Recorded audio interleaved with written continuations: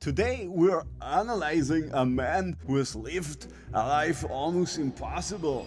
A man who became the world's greatest bodybuilder, and then the highest paid movie star, and then the governor of California. I'm talking of course about Arnold Schwarzenegger.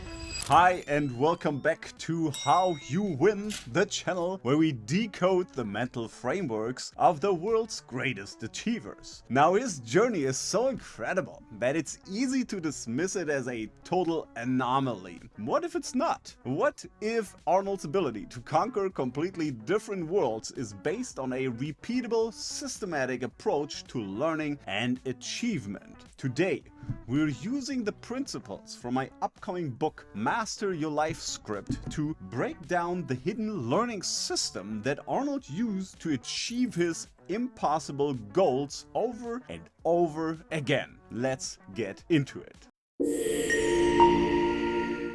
The master principle that explains Arnold's entire career is what I call in my book speeding up success with the learning staircase. Now this framework shows that we learn any new skill in 4 stages. We start at unconscious incompetence. We don't even know what we don't know. Then we move to conscious incompetence. Now we know we can't do it and it feels frustrating. With practice though, we reach conscious competence. We can do it, but it takes all our focus. And finally, we achieve unconscious competence or mastery, where the skill is automatic. Now, Arnold's secret is that he is a master at deliberately making himself a beginner and climbing the staircase over and over again. Think about his move to acting. After becoming the greatest bodybuilder in the world, a master at the top of his staircase, he came to Hollywood. Now, what did the critics say? Well, they mocked his accent and called his acting wooden. What? He was in a new field. Let me be the judge of that. I am tired of the same old phrases, the same old things. Yes, how is it possible that your accent has not subsided even to the slightest degree? You maintain this accent. How can that be? I think it has something to do that I'm hanging out with Sly every so often. Sly Stallone? Oh yeah, absolutely. He knew he wasn't good enough yet. This is where most people quit. But as he details in his autobiography, Total Recall, he didn't. He endured the discomfort of stage 2. He took acting classes, speech classes to reduce his accent, and he worked relentlessly. You know, so even though I had an English coach and an acting coach and a speech coach and an accent removal coach. Wow.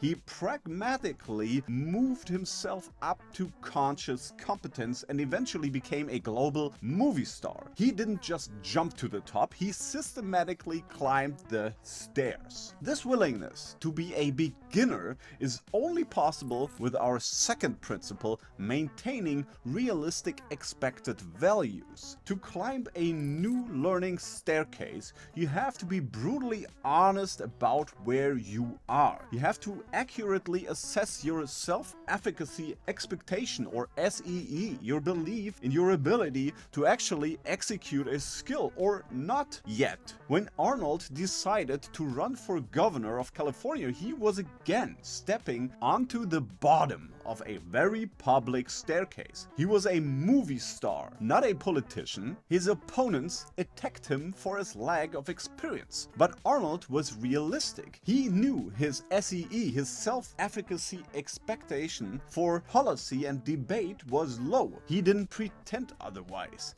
Instead of hiding his incompetence, he acknowledged it and built a team of experts around him. So he spent hours being tutored on California's budget and complex political issues. He was willing to look foolish in private, asking basic questions so he could become competent in public. He had a realistic expectation of his own ability and took clear behavioral steps to raise them. This honesty is what allows you to learn quickly while arrogance keeps you stuck. Underpinning all of this is our third principle, distinguishing between two types of laws. Now, Arnold's entire life is a story of breaking man-made rules because he understood they were not natural laws. The man-made rule in the 1970s was bodybuilders are just muscleheads. They can't be serious actors. Arnold ignored it. He knew the natural law was that charisma and a unique screen presence could captivate an audience. So he broke the rule. The man-made rule in Hollywood was action stars with thick Austrian accents can't be leading men. He ignored it. He turned his accent and his physique into his unique brand. He broke again the rule. The man-made rule in politics was you need to be a career politician to become governor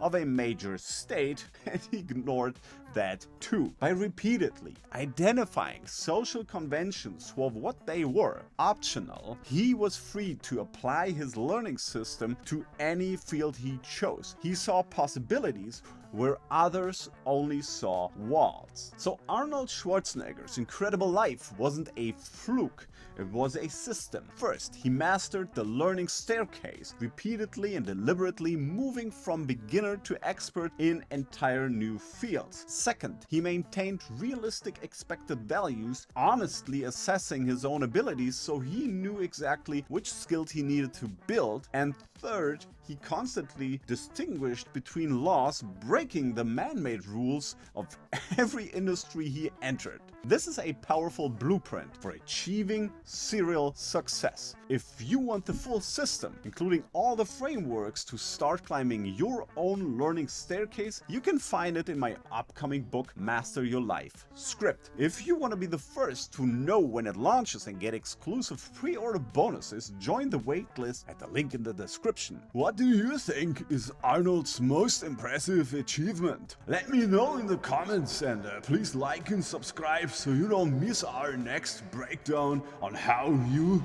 win. Today we're analyzing a man who has lived a life that is almost impossible. I'm talking, of course, about my friend Arnold.